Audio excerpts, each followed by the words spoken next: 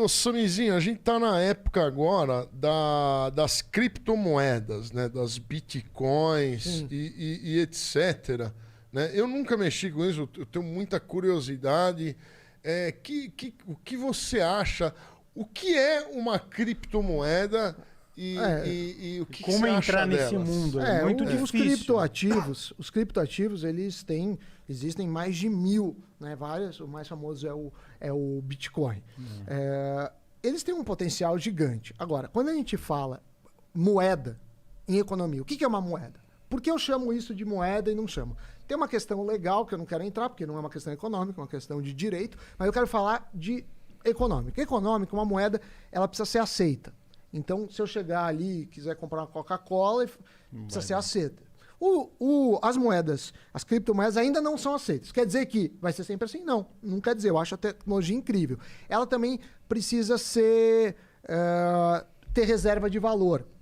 E a gente já teve no Brasil vários problemas. Reserva de valor é assim, se eu deixo o meu dinheiro nessa moeda, daqui um dia não pode ter uma variação tão grande que eu tenha 30% a menos ou 30% a mais. Sim. E as criptomoedas lastro, você diz? Não. Lastro é outra coisa. Lastro é outra coisa. Lastro é assim, ela não pode variar, tá? Ela não pode... Ela tem que ser um negócio que seja confiável. Antigamente, na época de hiperinflação, eu peguei um pouco, talvez vocês também, quando eram crianças, as pessoas não ficavam com dinheiro na mão, porque ele não tinha reserva de valor. Então, na minha casa, minha mãe comprava, eu ia no supermercado com ela, tinha dispensa da casa, enchia as coisas. Você Compra do mês. Sabe o que é interessante? Você vai gostar? Obras de arte. Na época de hiperinflação, no Brasil, nunca foi tão movimentado o mercado de obras de arte do que na época de hiperinflação. Porque a pessoa não tinha o que fazer com dinheiro, então ou comprava dólar, ou comprava imóvel. Você não podia ficar com dinheiro. O imóvel era muito bom naquela época. Tudo. Porque o dinheiro não tinha reserva de valor. Agora, falando em criptomoedas, o pessoal de Bitcoin me odeia, mas acho que eles não entendem um pouco o que eu falo. O que eu falo? Que é um ativo de risco. O que eu não quero, e muitas vezes, principalmente quando eu era da Globo, cara, da Globo você fala para milhões de pessoas lá. Você tem que ser muito prudente, a maior parte das pessoas pode se machucar. Entenda os riscos. Porque a pior coisa é você entrar com dinheiro sem saber o risco que aquilo tem. E risco está ligado à oscilação, à variação.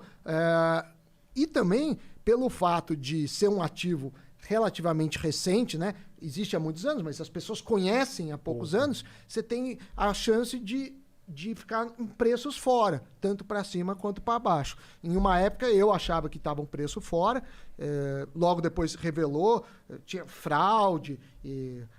Muita fraude, então, né? Mas assim, eu não tenho nada contra o Bitcoin, nem os criptoativos. Só que eu acho que são ativos arriscados, podem ser úteis principalmente em momentos como esse, que os governos estão gastando dinheiro, estão imprimindo dinheiro, porque o Biden ganhou, né? Ganhou, deve se confirmar, mas tudo indica que ele vai ser o presidente. Acho que dia 14 de dezembro batem o martelo, que está falando que vai injetar mais de $1 trilhão na economia americana. Com o dinheiro que já foi injetado, dá 2 trilhões. Isso é mais ou menos um PIB brasileiro e meio, para você ter uma ideia. Só por causa da pandemia.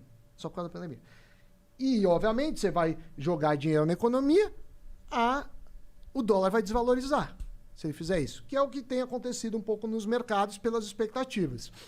O próprio governo brasileiro está com problema de inflação porque não fez suas contas. Mas o que eu penso? Que, cara, tudo tem risco. Então você tem que medir por ferramentas de risco seus ativos. Na época da Globo, que eu estava batendo do Bitcoin, primeiro que eu acreditava que estava uma bolsa. Depois de meio ano, chegou a bater metade do valor. Segundo, que eu estava vendo pessoas muito simples, assim, sabe? Que ganhavam 1 salário, 2 salários, estavam vendendo suas coisas para comprar Bitcoin porque achavam que iam ficar ricos nisso. Isso é perigoso. A pessoa não tem um salário de R$1.000, tem dificuldade de ganhar mais de R$1.000. Por que motivo ela acha que em um negócio que ela nem sabe o que é direito, ela vai ficar milionária? Esse tipo de raciocínio é perigoso. Muito. Aí que vem os vendedores de curso e dão uma rasteira bem nessa hora, né? Os caras, aplica em Bitcoin aqui não, que você vai ficar milionário. então, aí tem um monte de pirâmide que usa o Bitcoin como chamariz. Não é culpa do Bitcoin. Não. Mas o cara fala, tô fazendo um esquema aqui com Bitcoin, você não vai entender, é um negócio sofisticado.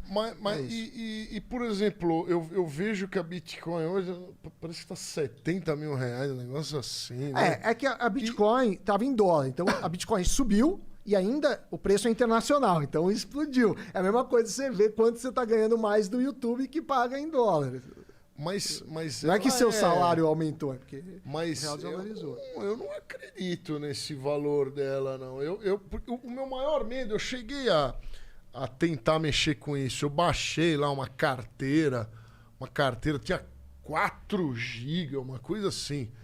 E aí eu fiquei com medo porque parece que quem que confere aquilo lá? Eu fiquei com medo de entrar numa fria. É o próprio algoritmo, né? Tem aquele negócio de blockchain. Eu acredito. Você acha seguro? Você acha seguro comprar uma Bitcoin? Não teve aquele roubo no Japão? O que foi aquela casa de Bitcoins que quebrou? Aí acho que foi um ataque à bolsa, né? Porque você tem várias formas de transacionar Bitcoins. E uma das formas era via uma empresa que foi atacada, e tem umas que quebraram, e tem picaretas no mundo inteiro. O Bitcoin pode, e às vezes é usado para crimes, né? Para transferência ilegais de recursos, assim como também usam dólar, como usam outros ativos. Mas talvez não só o Bitcoin, como outros ficam mais fáceis de fazer isso.